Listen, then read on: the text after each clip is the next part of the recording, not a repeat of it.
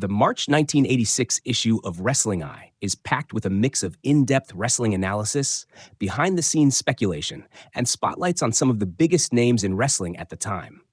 The magazine's editorial approach aims to bridge kayfabe and reality, giving fans insight into both the characters and the real-life strategies of professional wrestling.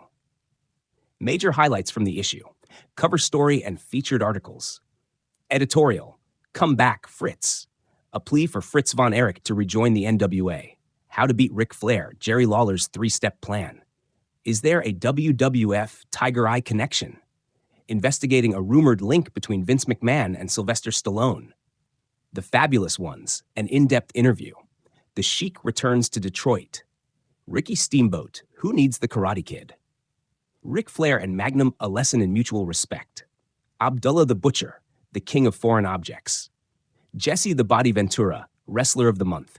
Kendall Windham, the best of the new generation. International Report, Lucha Libre and more. The decline and fall of Jimmy Snuka.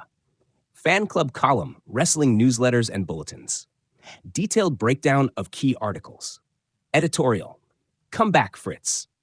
The editorial is a plea to Fritz von Erich, founder of World Class Championship Wrestling, WCCW, to end his feud with the NWA and bring world-class promotions back into the NWA fold. Wrestling Eye removed Chris Adams, Kerry Von Erich, Kevin Von Erich, and One Man Gang from the NWA rankings as a result of the break. The article emphasizes how this rift deprives fans of Ric Flair versus Von Erich family showdowns and urges both Fritz Von Erich and Jim Crockett to reach a compromise. The importance of the NWA title over regional titles is stressed, with the magazine calling a potential world-class world title a poor imitation. How to beat Ric Flair, Jerry Lawler's three-step plan. Becoming a fan favorite. Lawler's transition from a rule breaker associated with Jimmy Hart and Rick Rude to a beloved figure in Memphis wrestling. Phase 2, proving to promoters that he's championship material. Lawler used old footage of himself beating Sterling Golden, Hulk Hogan, in Georgia, played frequently on Memphis TV to prove his credibility. Phase 3, defeating Ric Flair in the ring. Lawler believes he knows Flair's every move due to his time training with Billy Robinson. The article frames Lawler as Flair's top contender, especially with the Von Erich's removal from the title picture due to World Class leaving the NWA. Is there a WWF Tiger Eye connection? This article investigates a rumored link between Vince McMahon and Sylvester Stallone, suggesting a secret business alliance. Evidence cited: Stallone's film Paradise Alley, 1978, focused on professional wrestling, featuring Terry Funk. Hulk Hogan's appearance in Rocky III, 1982, as Thunder Lips, which catapulted him into superstardom. Mr. T's involvement in WrestleMania after starring in Rocky III. Terry Funk's arrival in WWF, potentially at Stallone's urging. The article speculates that Stallone might help Hogan reclaim WWF title from Roddy Piper, playing off a Rocky-like storyline. The Fabulous Ones, an in-depth interview. Stan Lane and Steve Keirn discuss their rise to popularity in the AWA and other territories. They joke about their written interview format, highlighting their charisma and chemistry. Notable details: Keirn's injuries, broken legs, fingers, ribs, dislocated shoulder. Lane was trained by Ric Flair and started wrestling in 1978.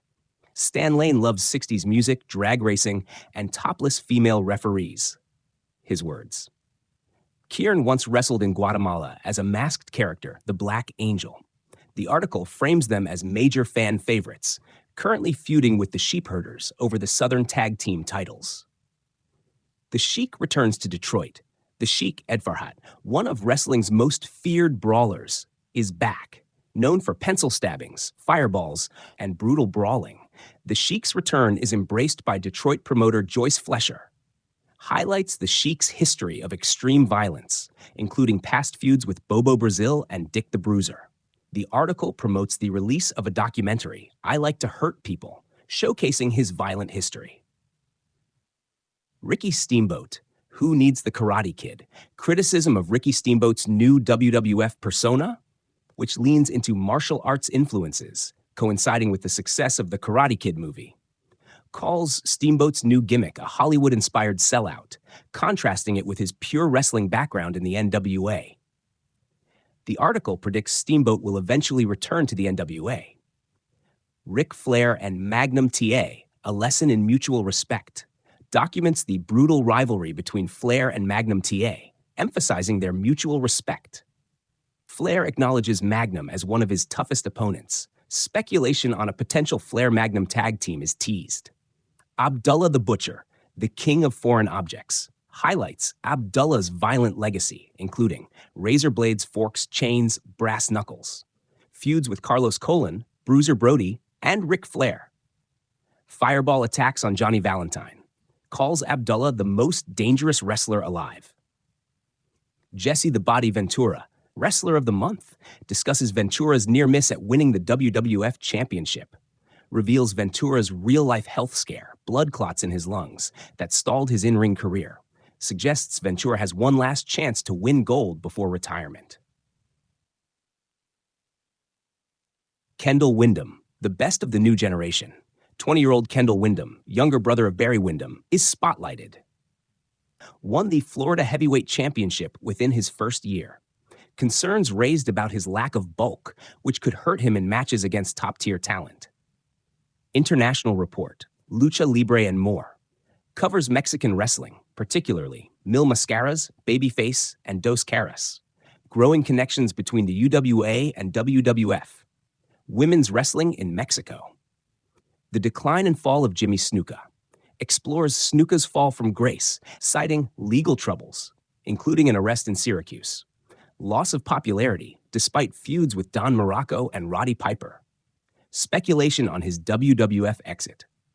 Final thoughts. The March 1986 issue of Wrestling Eye is filled with controversial takes, bold predictions, and behind-the-scenes speculation. It blends kayfabe storytelling with real-world wrestling politics, making it a fascinating read for 1980s wrestling fans.